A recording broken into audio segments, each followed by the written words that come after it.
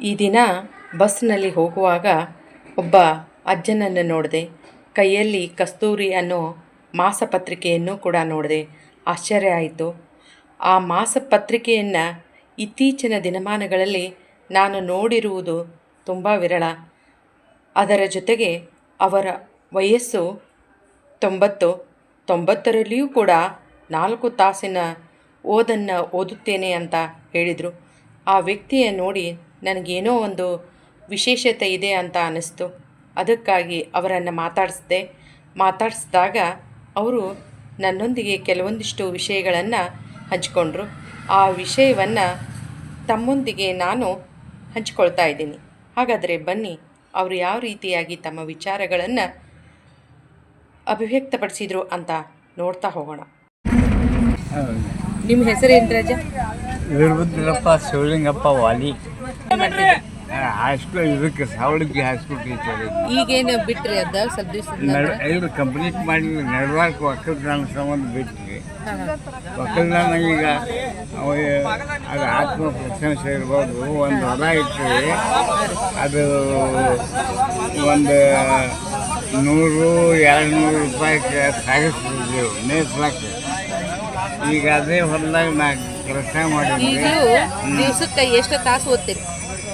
ಒಂದು 4 ಕ್ಲಾಸ್ ಓದ್ತೀವಿ. ಓದಿನ ಬಗ್ಗೆ ನಿಮ್ಮ ಅನುಭವ ಅಂದ್ರೆ ಓದಿನ ಬಗ್ಗೆ ಅಂದ್ರೆ ನಮ್ಗೆ ಅಕ್ಷರ ಜ್ಞಾನ ಅಂದ್ರೆ ಏನು ರೀ, ಜಗತ್ತಿನ ಕೂಡ ಶ್ರೇಷ್ಠ ಚಿಂತಕರು ಕೂಡ ಬುದ್ಧಿವಂತರು ಕೂಡ ಮಾತಾಡಲಿಕ್ಕೆ ಅನುಕೂಲ. ಜಗತ್ತಿನ ಶ್ರೇಷ್ಠ ಜನ ಇರ್ತಾರೆ, ಅವರು ಕೂಡ ನಾವು ಚಿಂತನೆ ಮಾಡ್ಲಾಕ್ ಬರ್ತಾರೆ. ಪುಸ್ತಕ ಒಂದು ಗೆಳೆಯ ಅಂತ ಹೇಳಿದ್ರಲ್ಲ, ಮತ್ತೇನು ಹೇಳ್ತಾರೆ ಪುಸ್ತಕದ ಬಗ್ಗೆ? ಪುಸ್ತಕದ ಓದುವುದ ಬಗ್ಗೆ ಅದೇ ಪುಸ್ತಕ ಆಗಲೇ ಹೇಳಿಲ್ಲ. Good books are life of master spirit ಅಂತ ಹೇಳಿ. ಅಂದರೆ ಒಳ್ಳೆಯ ಪುಸ್ತಕನ ಜೀವನದ ಮುಖ್ಯ ವಾಹಿನಿಗಳು ಅಂತಾಗಿದೆ. ಓದುಗರಿಗೆ ನಿಮ್ಮ ವಿಚಾರವನ್ನು ಹೇಳ್ರಿ. ಯುವಕರಿಗೆ ನಿಮ್ಮ ಓದಿನ ಬಗ್ಗೆ ನಿಮ್ಮ ವಿಚಾರ. ಅಂದ್ರೆ ಓದಬೇಕು, ವಿಚಾರ ಮಾಡಬೇಕು, ಅದರಂತೆ ನಡಿಬೇಕು. ಇದಕ್ಕೆ ಓದ ವ್ಯರ್ಥ. ಒಳ್ಳೆಯ ವಿಚಾರಗಳ ಪ್ರಕಾರ ನಡೆದ್ರೆ ಓದಿನ ಲಾಭ. ಮತ್ತು ಪುಸ್ತಕ ಅಂದರೆ ಒಳ್ಳೆಯ ಸ್ನೇಹಿತ.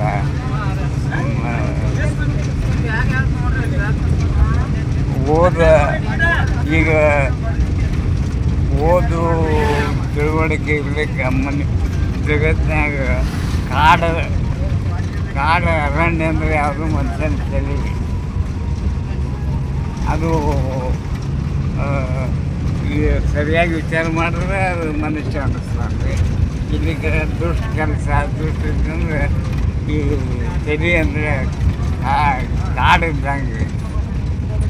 ಅಲ್ಲಿ ಕೆಟ್ಟ ಮೃಗಗಳು ವಾಸಿಸ್ತಾವೆ. ಹುಲಿ, ಸಿಂಹ ಅಂತ ಕ್ರಿಮಿನಲ್ ಅದಕ್ಕೆ ಓದು ಅವಶ್ಯಕ. ಓದಿ ಓದಿನಿಂದ ಮನಸ್ಸು ತಿಳಿಯಾಗುತ್ತೆ. ಅದನ್ನು ಹೇಳಿ ಬುದ್ಧಿ ಇದು ಓದು ಒಕ್ಕಾಲು, ಬುದ್ಧಿ ಮುಕ್ಕಾಲು. ನಾವು ಎಷ್ಟೇ ಓದಿದ್ರು ಅದು 25% ಉಳಿದೆಲ್ಲ ತಾಯಿ ತಂದೆಗಳಿಂದ ಸಂಸ್ಕಾರ ಅದೇ 3% ಇರ್ತದೆ. ಮುಕ್ಕಾಲು ಬುದ್ಧಿ ಮುಕ್ಕಾಲು. ಆಗ ವಿದ್ಯಾರ್ಥಿಗಳಿಂದ ನಮ್ಮ ಸ್ವಂತ ಮಕ್ಕಳು ತಿಳ್ಕೊಂಡು ಹೇಳ್ತಿರ್ಬೇಕು. ಅವ್ರು ಯಾರು ಬೇರೆ ಎಲ್ಲಿಯವರು ತಿಳ್ಕೊಬಾರ್ದು. ಅವ್ರು ನಮ್ಮ ಮಕ್ಕಳು ತಿಳ್ಕೊಂಡಾಗ ಅದು ನಾವು ಒಳ್ಳೆಯ ಬುದ್ಧಿ ಕೊಡಕ್ಕೆ ಸಾಧ್ಯ. ಅದ್ರ ಈಗಿನ ಒಂದು ಸಂಸ್ಕೃತಿ ಹೇಗೆ? ಈಗಿನ ಸಂಸ್ಕೃತಿ ಸಂಸ್ಕೃತಿ ಅಂದರೆ ಇಲ್ಲೇ ಇಲ್ಲರಿ. ಈಗ ಸಂಸ್ಕೃತಿ ತಾಯಿ ತಂದೆಗಳಿಂದ ಬರೋ ಒಳ್ಳೆಯ ಬುದ್ಧಿನೇ ಇಲ್ಲಿ. ಈಗ ಯಾವುದೇ ಮನೆಯೊಳಗೆ ನೋಡ್ರಿ, ಈಗ ಹಿರಿಯರಿಗೆ ಬೆಲೆ ಇಲ್ಲ. ಈಗ ಮಾತು ಕೇಳಂಗಿಲ್ಲ. ನಿಮ್ಮ ಅನುಭವದ ಪ್ರಕಾರ ಹೇಳ್ರಿ, ನೀವು ಸಣ್ಣ ಮಕ್ಕಳು ಮೊಮ್ಮಕ್ಕಳು ಮಾತು ಕೇಳಂಗಿಲ್ಲ. ರೈಟ್. ಅವಾಗ ಈಗ ಶಿಕ್ಷಣ ಏನಾಗಿದೆ, ಬರೀ ನೌಕರಿ ಸಂಬಂಧ ವಿದ್ಯಾ ಬುದ್ಧಿ ಹೇಳುವ ಶಿಕ್ಷಣ ಇಲ್ಲ. ಈಗ ಬುದ್ಧಿ ಹೇಳುವ ಶಿಕ್ಷಣ ಇಲ್ಲ. ವ್ಯಾವಹಾರಿಕ ಆಗೈತೆ ಶಿಕ್ಷಣ. ಹಾಂ, ಸ್ಪಿರಿಟ್ ಅನ್ನೋದಿಲ್ಲ. ಎಲ್ಲರೂ ಎಲ್ಲ ಇದೆ, ಒಳ್ಳೆ ಸ್ಪಿರಿಟ್ ಬಂದು ಹ್ಯಾಂಗಾರೆ ರೊಕ್ಕ ಕೊಟ್ಟರೆ ಶಿಕ್ಷಣ ಕೊಂಡಂಗೆ ಮಾಡುವ ದುಡಿದ ಕಿಸಿಂದ ಗಳಿಸ್ಬೇಕು. ವಿದ್ಯೆ ತಪಸ್ಸು ಬೇಕು ರೀ, ಯಾವುದೇ ಬೇಕಾದ್ರೆ. ನಾವು ನೌಕರಿ ಬಿಟ್ಟು ಒಕ್ಕಲ್ತನಕ್ಕೆ ಬಂದಿರುವ ಭಾಳ ದುಡ್ಡಲ್ಲಿ ಒಂದು ಹೊಲ ಬರೀ 100-200 ರೂಪಾಯಿಗೆ ಇದು ಮಾಡ್ತಿದ್ವಿ, ಮೇಯ್ಸಕ್ಕೆ ಕೊಡ್ತಿದ್ವಿ. ನಾವು ಬಂದು ನೌಕರಿ ಬಿಟ್ಟು ನಮ್ಮ ಸುಧಾರಿಸ್ತೀನಿ.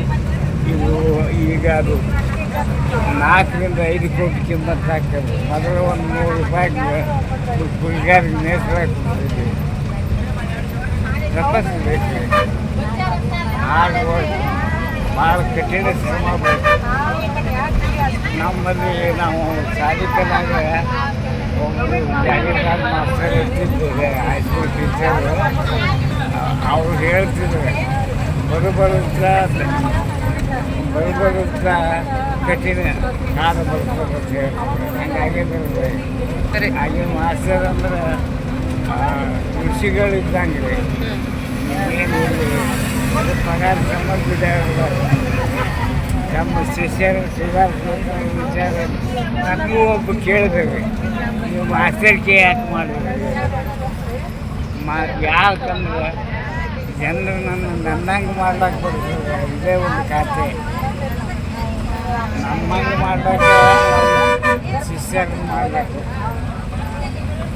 ಉಳಿದ್ರೆ ಅದಕ್ಕೆ ಈ ಶಿಕ್ಷಣ ವೃತ್ತಿ ಚಲೋ ಮಾಡಿ. There is a woman behind every successful man. ಪ್ರತಿಯೊಬ್ಬ ಮನುಷ್ಯ ಒಳ್ಳೆಯವನಾಗಬೇಕು, ಅವರಿಂದ ಒಳ್ಳೆಯ ಹೆಣ್ಮಗಳು ಇರ್ತಾರೆ. ಇನ್ನೂ ಒಂದು ಹೇಳಬೇಕಾದ್ರೆ, a good mother is worth than 100 school master. ಒಬ್ಬ ಒಳ್ಳೆಯ ತಾಯಿ 100 ಮಂದಿ ಮಾಸ್ಟರ್ಗಿಂತ ಶ್ರೇಷ್ಠ. ಈಗ ನನಗೆ ಇನ್ನೊಂದು 2-3 ತಿಂಗಳಾಯ್ತು 90 ಮುಗಿದು. ಇನ್ನು 2-3 ತಿಂಗಳು ಬಿಟ್ಟು 91 ಶುರು. ಈಗ ಏನು ಮಾತಾಡ್ಬೇಕನ್ನೋದು ಸರಿ ನನಗೆ ಹೋಗ್ತದೆ. ಆರೋಗ್ಯದ ಏನೇನು ಊಟ ಮಾಡ್ತೀರಿ? ನಾವು ಈಗ ಊಟ ಕಡಿಮೆ ಮಾಡಾಗಿದೆ. 1-1.5 ರೊಟ್ಟಿ, ಸ್ವಲ್ಪ ಅನ್ನ. BP ಶುಗರ್ ಎರಡೂ ಅದಾವೆ. ಆದರೂ BP ಅಂತೂ ಯಾವಾಗಲೂ ವೈಲೇಟ್ ಆಗಿಲ್ಲಕ್ಕೆ ಹೆಚ್ಚು ಕಡಿಮೆ ಆಗಿಲ್ಲ. BP ಸರಿಯಾಗಿದೆ. ಸಕ್ಕರೆ ರೋಗ ಅದು ನಾನೆಲ್ಲರೂ ಚೆಕ್ ಮಾಡಿಸ್ತೀನಿ, ಸರಿನೇ ಅದಾವೆ. ಡೈಲಿ ಇದು ತಗೋತೀನಿ ಟ್ಯಾಬ್ಲೆಟ್ಸ್. ಎಷ್ಟು ವರ್ಷ ಏನು ರೀ? ಎಷ್ಟು ವರ್ಷ ಆಯ್ತು? ಒಂದು 3-4 ವರ್ಷ ಆಯ್ತು. ಹೇಳ್ರಿ. ನಮ್ಮ ಆಯುಷ್ಯ ಹೆಚ್ಚಾಗಬೇಕಾದ್ರೆ ದೇವ್ರ ಪೂಜೆ, ನಡ್ಕೊಳ್ಳೋದು, ವ್ರತ ಹಿಂಗೆ ಮಾಡೋದ್ರಿಂದ ಆಯುಷ್ಯ ಹೆಚ್ಚಾಗಂಗಿಲ್ಲ. ನಮ್ಮ ತಲೆಯೊಳಗೆ ಯಾವಾಗಲೂ ಅಂತಕ್ಕಂಥ ಮಮತೆ ಇದ್ರು, ಯಾವಾಗಲೂ ಅಂತಕ್ಕಂಥ ಮಮತೆ ಇದ್ದರೆ ಅವ್ರ ಆಯುಷ್ಯ. ಅದು ಮೊದಲೇನಿದೆ, ಒಳ್ಳೆಯ ಮನಸ್ಸಿನಲ್ಲಿ ಒಳ್ಳೆಯ ಆರೋಗ್ಯ ಹೇಳ್ತಿದ್ವಿ. ಈಗೇನಿದೆ, ಒಳ್ಳೆಯ ವಿಚಾರ ಇದ್ದಾಗ ಆರೋಗ್ಯ ಚಲೋ ಐತೆ. ಅವಾಗ ಒಳ್ಳೆಯ ಮನಸ್ಸಿದ್ದಾಗ ಆರೋಗ್ಯ ಚಲೋ ಇರ್ತದೆ. ಈಗ ಒಳ್ಳೆಯ ಮನಸ್ಸು ಬೇಕು, ಅದರಿಂದ ಆರೋಗ್ಯ ಚಲೋ ಇರ್ತದೆ, ಆಯುಷ್ಯ ಇರ್ತದೆ. ನಮ್ಮ ಯಾವಾಗಲೂ ತಲೆಯೊಳಗೆ ಅಂತಃಕರಣ ಮಮತೆ ಇರಬೇಕು. ಮಾತಾಡ್ತೀವಿ, ಎಲ್ಲಿವರೆಗೆ ಉಪದೇಶ ಮಾಡ್ತೀವ, ಆವಾಗ ನಮಗೆ ಜ್ಞಾನ ಆಗಿರಂಗಿಲ್ಲ.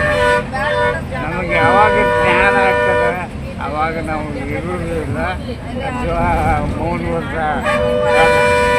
ಯಾರಿಗೆ ಹೇಳೋದು.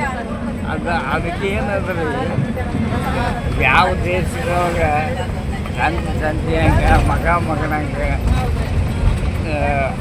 ಗುರುನಂಗ ಶಿಷ್ಯನಂಗೆ ಇರ್ತಾರೆ ಆ ದೇಶಕ್ಕೆ ಸುಭಿಕ್ಷೆ ಬರಗಾಲ ಇರಂಗಿಲ್ಲ.